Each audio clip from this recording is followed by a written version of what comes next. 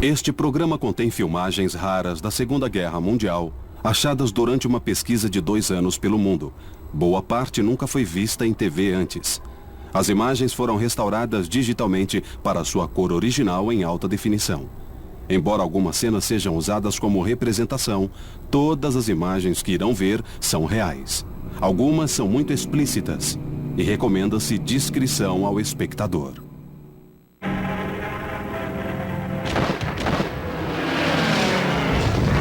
No Pacífico, é travado um combate mortal contra os fanáticos kamikazes, quando pilotos japoneses se lançam em missões suicidas e possível devastação de nossos navios.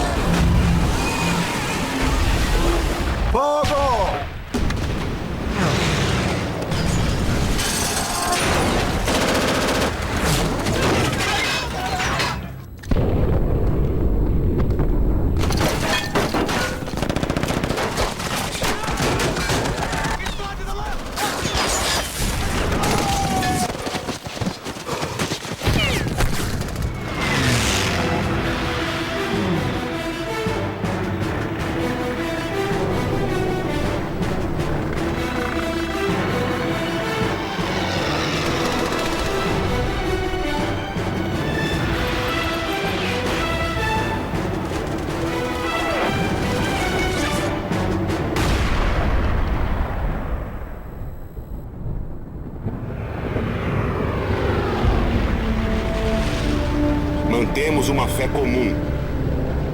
6 anos. De que o homem conhecerá pão e paz. De que conhecerá justiça e honestidade, liberdade e segurança. 12 vidas. E oportunidades e chances iguais de fazer o melhor. E uma guerra que mudou o mundo. Não só na própria pátria, mas em todo o mundo.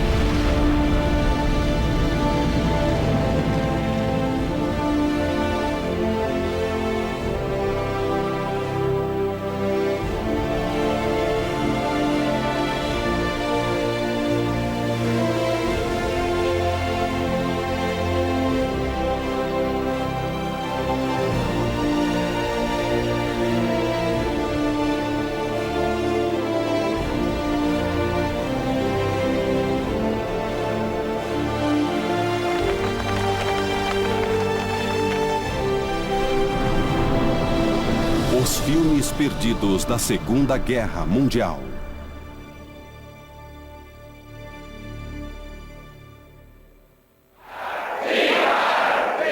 Alemanha, 1939.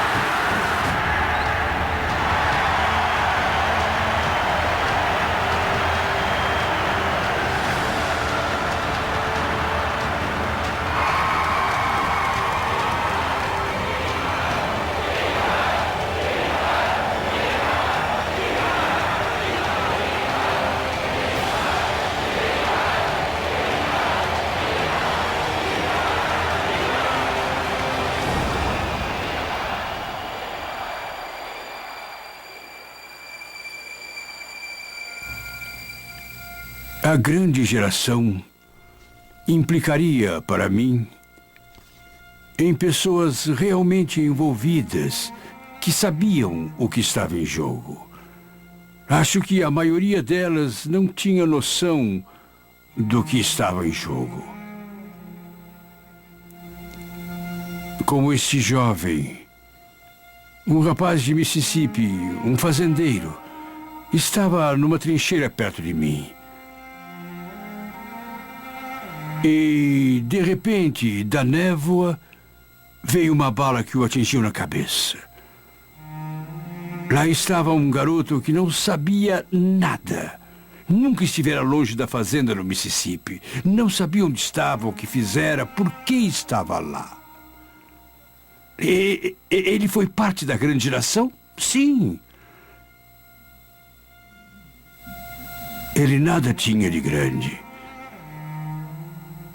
Foi só um jovem que perdeu a vida.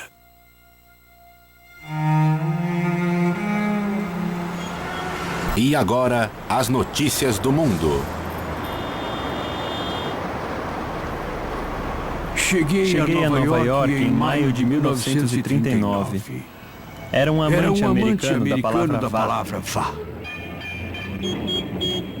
A primeira coisa que fiz foi mudar meu nome de Hans Werner para Jack Werner. Nova York, primavera de 1939. Eu já me sentia mais americano. Maio de 1939. O imigrante de 19 anos, Jack Werner, começa uma viagem pelo interior até Hollywood, na Califórnia, onde espera ter sucesso na indústria do cinema. Seu país natal, a Áustria, adotou o extremismo nazista. Ele fugiu para a América para começar vida nova. E agora, as notícias do mundo. É uma viagem maravilhosa. Todos são muito amáveis e generosos aqui.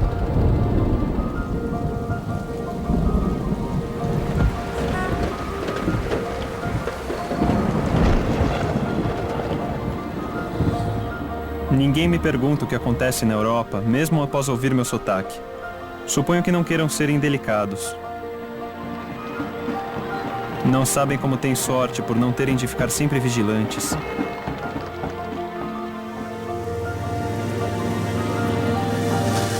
Creio que se não acontece perto de você, você não sabe muito mesmo.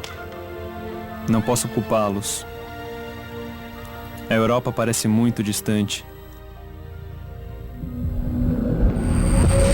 Áustria, um ano antes.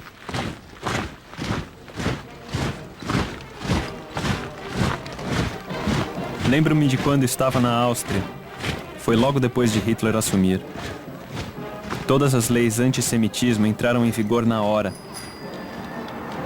Não éramos mais considerados cidadãos.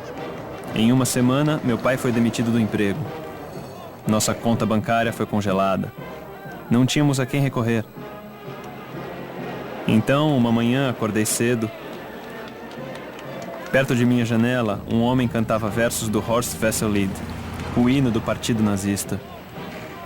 Era assim: quando o sangue judeu fluir de nossas facas, tudo estará bem. Já havia pessoas andando nas ruas, ninguém dizia nada. Foi quando decidi que, para mim, bastava, ia sair de lá. Naquela noite eu parti. Sabia o que poderia acontecer a judeus como eu. Sabia o que já estava acontecendo. Fugi pelos Alpes e vim para a América, pois sabia que aquilo não iria parar.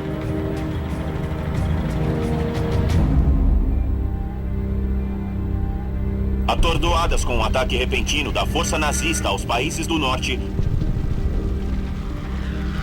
tropas se unem a oficiais para defenderem sua terra. Estamos chocados com histórias de testemunhas que chegam até nós. Histórias do que acontece neste momento com a população civil da Noruega. Meu amigo e colega, Sir William Churchill, O governo assinou o armistício mais humilhante da história da França. Enquanto isso, uma onda de violência transformava a cidade em um inferno furioso. Esperando a melhor hora, a cidade não suportou e lentamente foi consumida em chamas. Junho de 1940, a Grã-Bretanha é a última democracia na Europa a lutar contra Hitler. Batendo em retirada, as tropas inimigas foram colocadas contra a parede. Corremos contra os bombardeios de Hitler.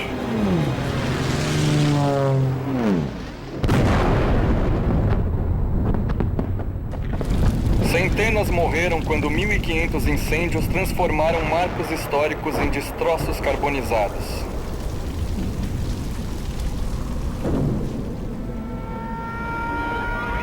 Lutaremos nos campos de pouso. Lutaremos nos mares e nos oceanos. Defenderemos nossa ilha, custe o que custar. Jamais nos renderemos.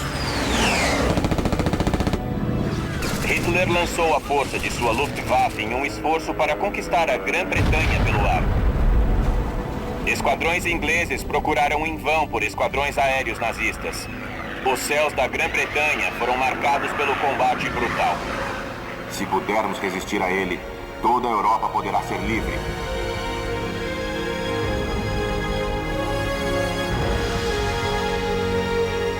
Se falharmos, todo o mundo, incluindo os Estados Unidos,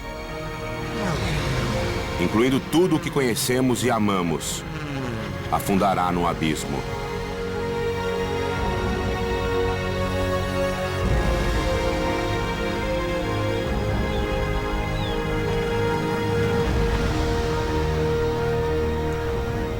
Com um terço da Europa sob controle nazista, os Estados Unidos continuam à margem.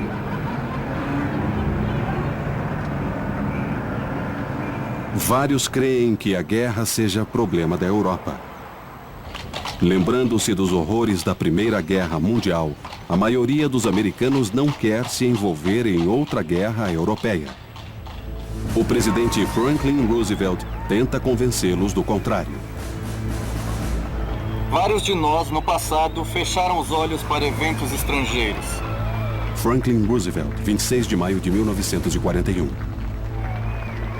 Eles acreditavam que o que ocorria na Europa não era de nossa conta, que poderíamos manter nossa segurança física ficando dentro das fronteiras continentais. Obviamente, uma política de defesa baseada nisso é mero convite para ataques futuros.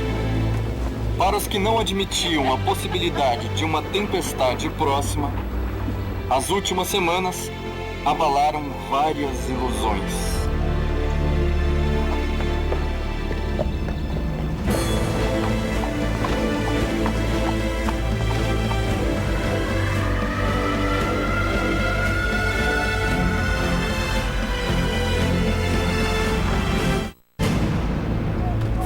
Em 16 de setembro de 1940, Roosevelt assina o Ato de Treinamento e Serviço Seletivo, a primeira convocação em tempos de paz da história americana. Todos os homens aptos entre 21 e 30 anos devem registrar-se no serviço militar. Apesar do Congresso aprovar a lei, ele tem o cuidado de chamá-la de Medida de Segurança Nacional. Os convocados só podem ser enviados para defender território americano. Disse a meu irmão que eu seria convocado. Com certeza, o primeiro da cidade. No norte do estado de Nova York, um fazendeiro pacato chamado Archie Sweeney acabara de ser convocado.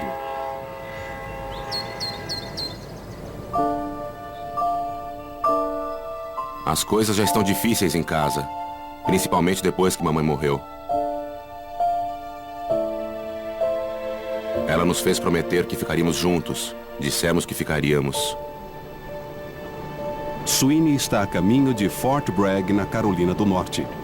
Ele nunca saiu do estado de Nova York, nem andou de trem. Esperamos que tudo acabe logo e eu possa voltar para casa.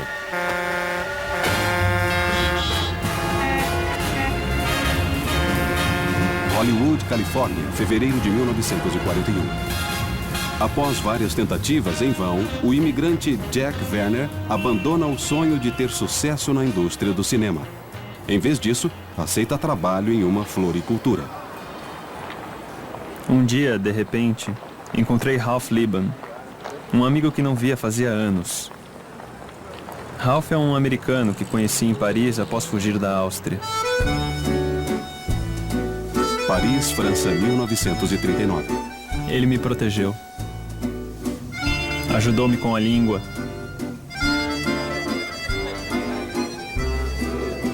Isso foi há muito tempo. Ralph conta as últimas notícias da Europa. É difícil de imaginar. Paris, França, 1941.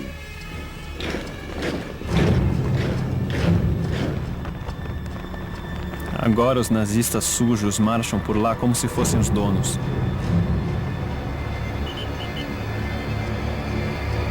Quanto mais Ralph fala, mais zangado eu fico. Alguém precisa pará-los antes que tomem o mundo inteiro. Foi aí que percebi que era hora de parar de falar. E fazer alguma coisa. De ação em vez de palavras. Convivíamos com aquilo havia anos. Entenda, minha vida e a vida dele eram quase totalmente obcecadas com Hitler, com o que ele iria fazer e o estado do mundo. Então decidimos que era hora de parar de falar e fazer alguma coisa. Aí tomamos a crítica decisão de ir até o Forte MacArthur em São Pedro e nos alistar no exército. O alistamento de Archie, Sweeney e Jack Werner apenas começou a aumentar o arsenal. 2 anos antes, os Estados Unidos tinham o 17º exército do mundo, menor até que o da pequena Romênia. Quase 2/3 dos recrutas americanos nunca usaram um rifle.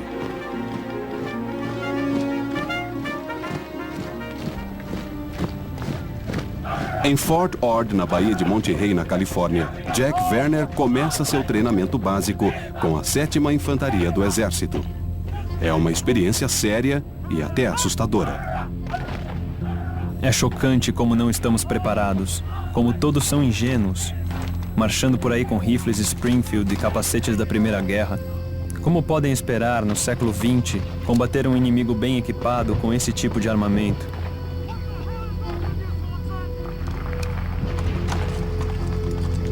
Acham que podemos combater os tanques de Hitler a cavalo?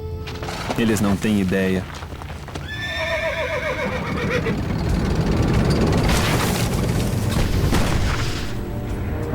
Na primavera de 1941, Hitler é o mestre invicto da maior parte da Europa continental. Suas forças reuniram 11 países e mais de 70 milhões de pessoas sob a bandeira nazista. Em quase todos os países conquistados, tropas do Partido Nazista, a Waffen-SS e o Exército Comum Alemão exercem política de opressão e genocídio. Pančevo, Iugoslávia, 21 de abril de 1941.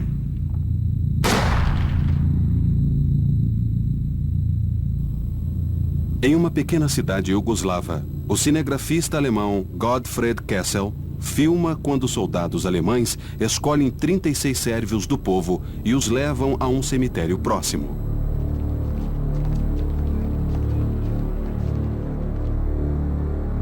Na noite anterior, pistoleiros desconhecidos atiraram em oficiais alemães neste mesmo local. Os alemães estão enviando uma mensagem sombria a qualquer sérvio que pense em resistir.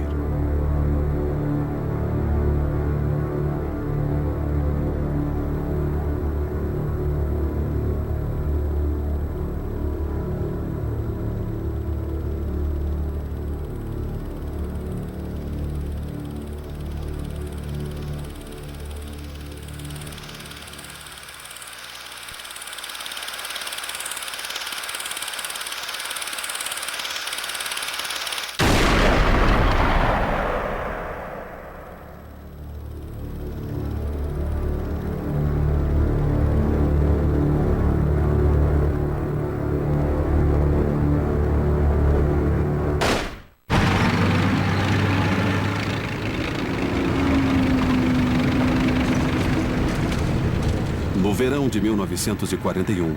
Hitler está pronto para levar suas forças mais para o leste. Junho de 1941. Em junho, seu exército invade a União Soviética. Em setembro, já capturaram mais de 1.400.000 soldados soviéticos. Outubro de 1941. Um mês mais tarde, agentes do governo americano interceptam um mapa nazista secreto. É o plano de Hitler para reorganizar a América do Sul após conquistá-la. Novembro de 1941. Em novembro, a Alemanha, o Japão e a Itália renovam sua aliança militar. Todos concordam em salvaguardar seus interesses comuns. As forças do eixo estão prontas para dominar o mundo. 7 de dezembro de 1941. A casa está cheia hoje para ver este grande jogo. A multidão está alvoroçada enquanto os jogadores entram em campo. Transmissão da Liga Nacional de Futebol Americano pela rádio WOR às 14h26. É dado o primeiro chute, o número 25 avança com a bola e é interceptado na linha das 17 jardas. Interrompemos a programação para trazer um importante boletim da imprensa unida. Em Washington, a Casa Branca anuncia o ataque japonês a Pearl Harbor. Bem-vindos, aguardamos mais notícias de Honolulu. Nova York, 15h30. Esperamos contato com eles a qualquer momento. Notícias do ataque japonês chegaram ao presidente Washington, às 2h25 da 15h40. manhã ou 7h25 hora havaiana. A capital está agitada. O presidente Roosevelt esteve em reunião constante com secretários de guerra e da Marinha. São Francisco, 12h45. A Casa Branca anuncia que um transportador de madeira do exército foi afundado entre São Francisco e o Havaí. Aeroporto Internacional de São Francisco. Notícia de última hora. Um porta-aviões japonês acaba de ser afundado. Fechado para tráfego aéreo às 14h30. São Francisco, com toda a costa oeste em estado de guerra. O prefeito Ângelo Rossi declarou São Francisco em estado de emergência hoje. O navio de guerra West Virginia foi declarado afundado. O navio de guerra Oklahoma foi incendiado. O resto da frota aguarda fora de Pearl Harbor. Em Washington, a Casa Branca anuncia o ataque japonês a Pearl Harbor. De Singapura vem a notícia de que aviões japoneses estão sobre a Birmânia britânica. O Japão fez guerra contra os Estados Unidos sem declará-la.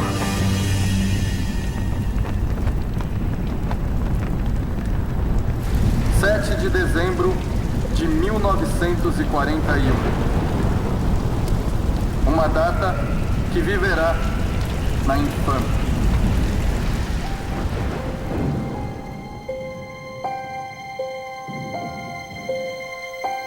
O técnico Aiba nos diz que tem mais notícias.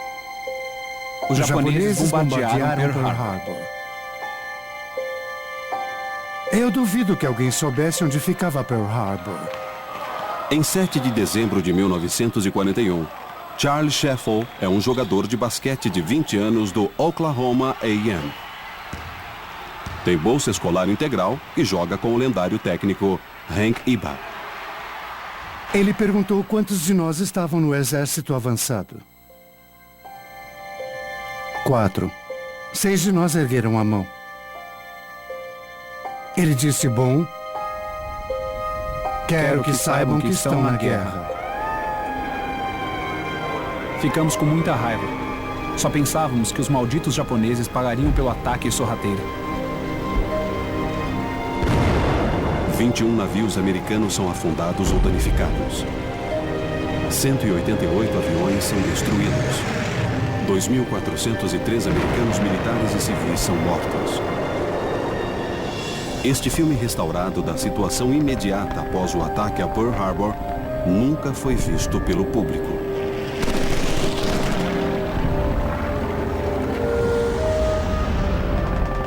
Ontem à noite, forças japonesas atacaram Hong Kong. Ontem à noite, forças japonesas atacaram Guam. Ontem à noite, forças japonesas atacaram as Filipinas.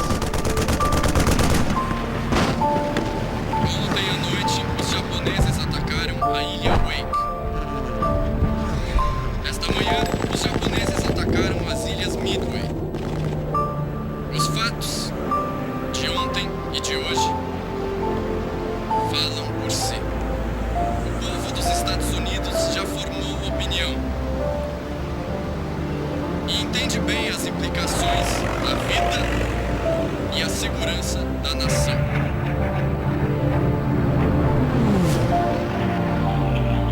Estava chocado e surpreso, mas devo admitir que estava aliviado que enfim tivesse chegado a isso.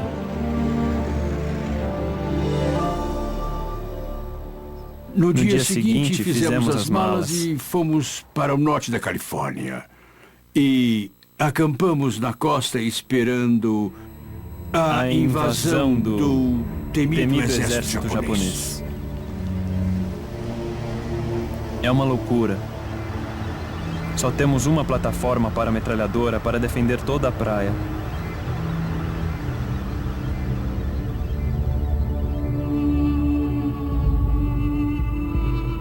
Quatro dias após o ataque a Pearl Harbor, a Alemanha e a Itália declaram guerra aos Estados Unidos.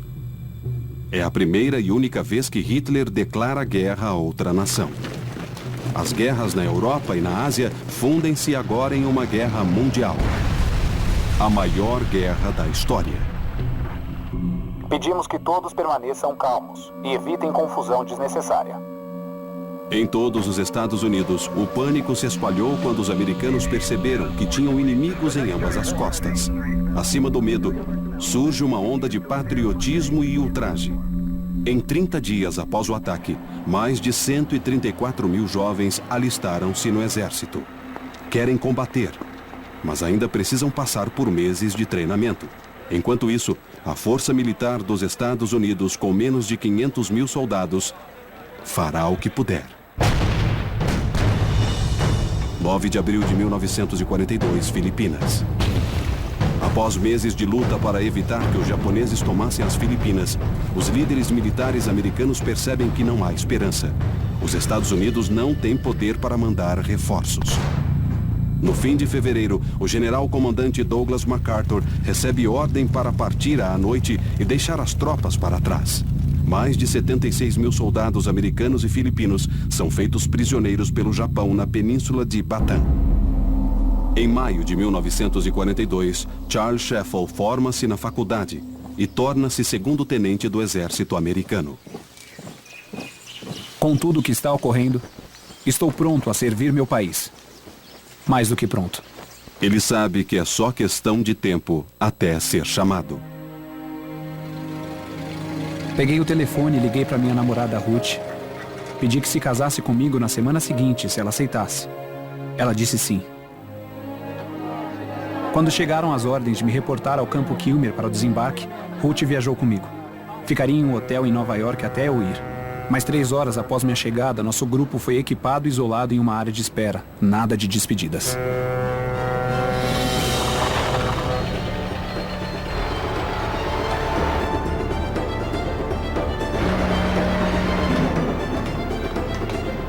O porto de embarque de Nova York ajudou a manter a Inglaterra na guerra, enviando alimentos e munição. Agora, centenas de navios são cheios de homens para lutar contra o inimigo. Mas o inimigo já estava à porta da América. Por meses, os U-boats de Hitler aterrorizaram a costa do Atlântico. Só em 1942, U-boats afundaram mais de 1.000 navios da Inglaterra e da União Soviética. Quando Charles Sheffel e as tropas partirem, deverão fazê-lo na Síria. Quando Charles Sheffel e as tropas partirem, deverão fazê-lo na calada da noite. Nada de fanfarras ou de multidões acenando. Os Estados Unidos esgueiram-se para a guerra. Nossos botes salva-vidas só comportam 2.500 homens. Se formos atingidos, o resto de nós saltará no Atlântico. Nova York. Do outro lado do mundo, o repórter de combate Richard Tregaskis juntou-se a um comboio militar muito maior, cortando o vasto Oceano Pacífico. À nossa volta há transportadores, cruzadores, destroyer. A Marinha só tem 4 porta-aviões. 3 deles estão postados à margem do oceano. A Marinha Americana, desfalcada, usa navios cruzeiros antigos convertidos em transportes para carregar mais de 10 mil fuzileiros Neste momento não testados. tão difícil, Seu temos que objetivo, ter fé. uma ilha selvagem remota na ponta sul das Ilhas Salomão. Chama-se Guadalcanal. Lá, os japoneses constroem um aeroporto. Quando terminado, ele permitirá que os bombardeiros ameacem rotas vitais que ligam a América à Austrália. Se eles conseguirem, nossa Inglaterra no Pacífico ficará isolada, pronta para a invasão japonesa. O destino de toda a guerra no Pacífico está em jogo.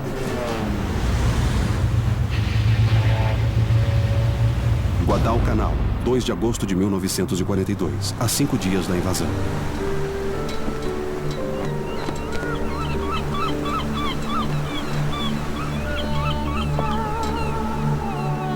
Neste momento tão difícil, temos que ter fé.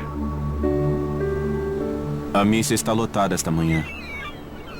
Soubemos que atracaremos em 5 dias. Então, este é o último domingo para a comunhão. Vários querem se aquietar e se preparar para a possibilidade da morte.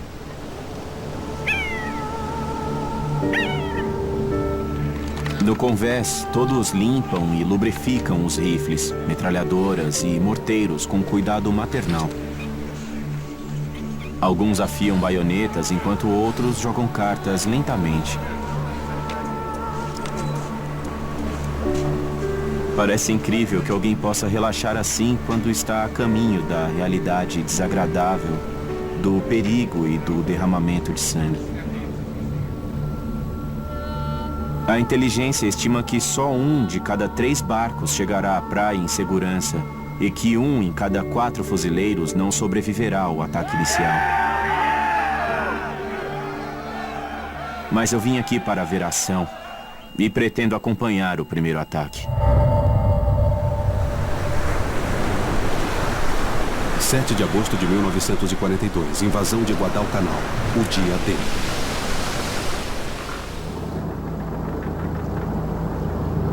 Após 7 dias no mar, os fuzileiros se aproximam de Guadalcanal.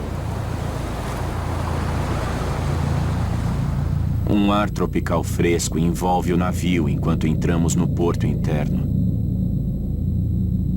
Onde estão os japoneses? Suas armas de praia estão assustadoramente quietas. Todos estão silenciosos e nervosos enquanto nos aproximamos da praia. É como se fôssemos um convidado indesejado entrando pela porta, armados e à espera de um anfitrião. Não parecia haver muito a dizer, apesar de alguns soltarem o inevitável. Bem, é isso aí.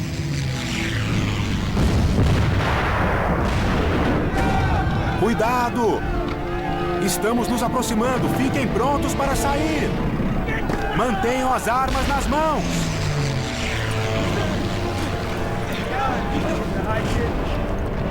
Às 9 da manhã, a ordem é dada. Mover força de desembarque.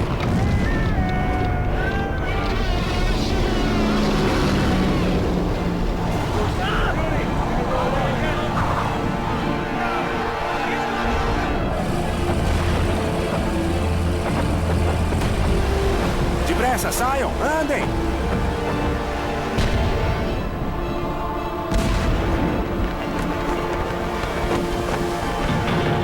Mover força de desembarque. Apostos para contra-ataque. Cuidado! Estamos nos aproximando. Fiquem prontos para sair. Mantenham as armas nas mãos.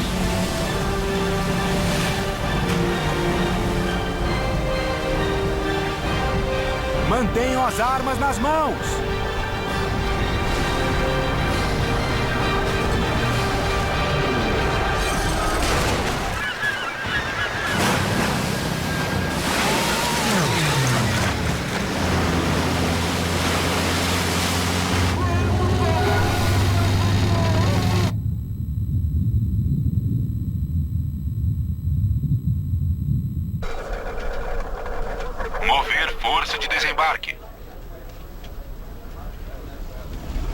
Apostos para contra-ataque.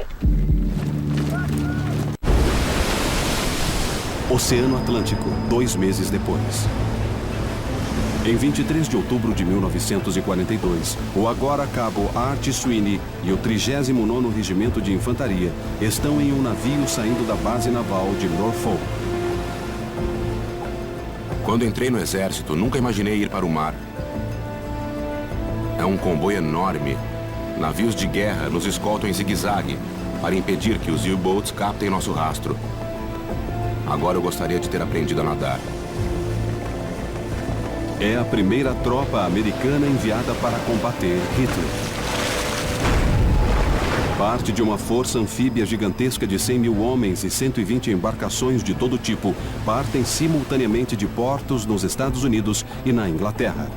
Saindo de Liverpool, na Inglaterra, está o segundo-tenente e ex-jogador de basquete Charles Sheffield. Após sobreviver à jornada transatlântica, ele passou 3 meses treinando com os ingleses no Reino Unido. Todos tentavam adivinhar nosso destino. Soldados apostam em qualquer coisa. Fizemos um grupo e começamos a apostar. Pensei em Noruega. Mas após 3 dias de viagem, eu fui ver o brigadeiro.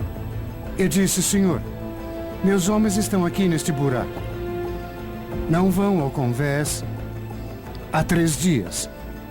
Preciso saber o que acontece. Ele respondeu, faremos a invasão do norte da África.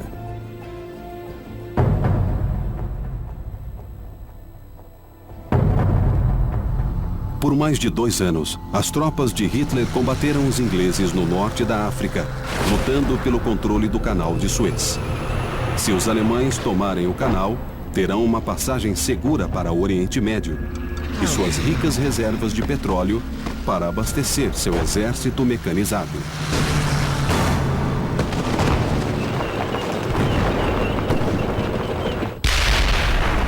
Os ingleses ensinaram aos jovens americanos de nossa unidade tudo o que sabiam para combater os alemães. Agora é hora de ver se aprenderam bem. 7 de agosto de 1942, Guadalcanal. 8 meses após Pearl Harbor, o repórter de combate Richard Tregassis está com os primeiros fuzileiros em Guadalcanal. Ainda não há sinal do inimigo. Os homens se movem com cuidado pela selva em direção a seu objetivo. O campo de pouso inacabado, a menos de 1,6 km da praia. Tregassis segue, armado, apenas de um caderno e uma caneta. A selva é um buraco infernal e pestilento. O ar é pesado, opressivamente quente e úmido.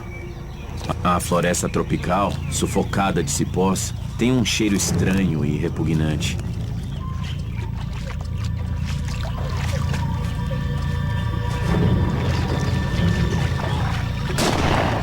Japoneses, abaixem-se! Logo fica claro que os fuzileiros não estão sós. Atiradores japoneses camuflados no mato denso atiram nos fuzileiros. Há atiradores em toda parte e em nenhum lugar. Um homem cai após levar um tiro na perna e ninguém vê quem atirou. Um soldado vem a mim e diz: eu gostaria que os japoneses saíssem para lutar, mas eles só fazem correr para a selva. Agora temos outro inferno inevitável. Apostos para contra-ataque. Adiante! Sigam Esta em ilha frente! É dos japoneses. Eles a conhecem bem.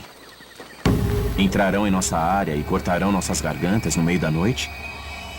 Atacarão o grupo todo ou nos pegarão um a um? Cavamos trincheiras no chão ensopado. Todos estão tensos. As sentinelas atiram a qualquer ruído.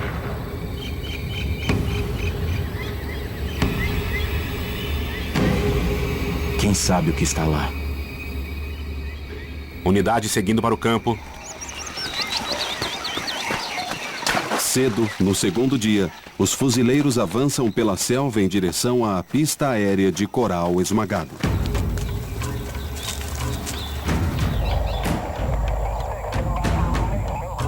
Apostos para contra-ataque. Adiante! Sigam em frente! Quando se aproximam do campo, são recebidos de novo pelo silêncio.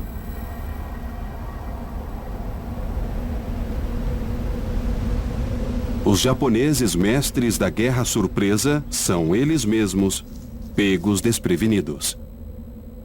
Em pânico com o bombardeio do dia anterior, as unidades fugiram para o interior da ilha, abandonando o campo aéreo inacabado. Às 4 da tarde, os fuzileiros declaram-no tomado.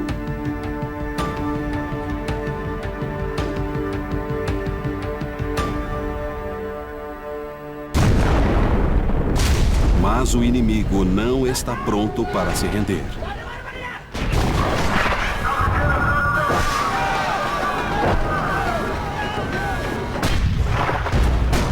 De sua base naval em Rabaul, a 965 quilômetros ao norte, os japoneses lançam um contra-ataque em massa.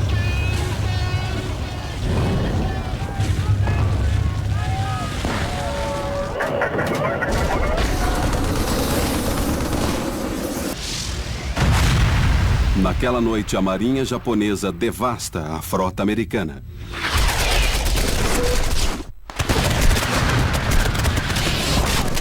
Uma batalha imensa explode além da praia. E os fuzileiros em Guadalcanal nada podem fazer senão se proteger e esperar o resultado.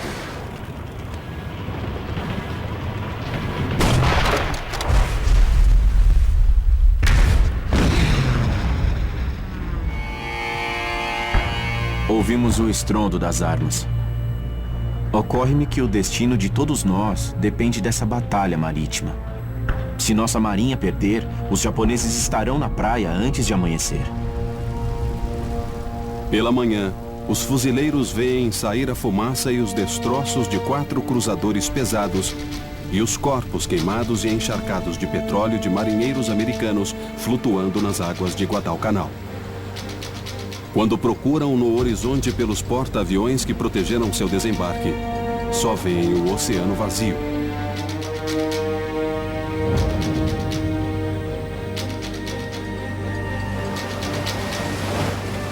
O comandante naval americano partiu um dia antes do planejado para proteger os porta-aviões insubstituíveis. Deixados sem proteção aérea, os transportadores da Bahia também recuaram, levando restos dos suprimentos e os quase 2.000 homens adicionais que iriam desembarcar. Os fuzileiros em terra estão sozinhos, isolados e abandonados. Sem comida, munição e remédios adequados. Sem proteção naval ou aérea, estão à mercê de ataques inimigos.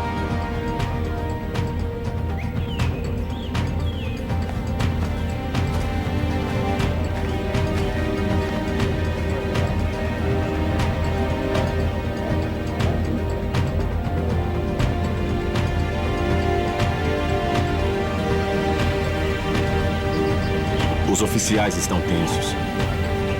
Falam como matracas até tarde da noite. Imaginam quando virá o contra-ataque japonês.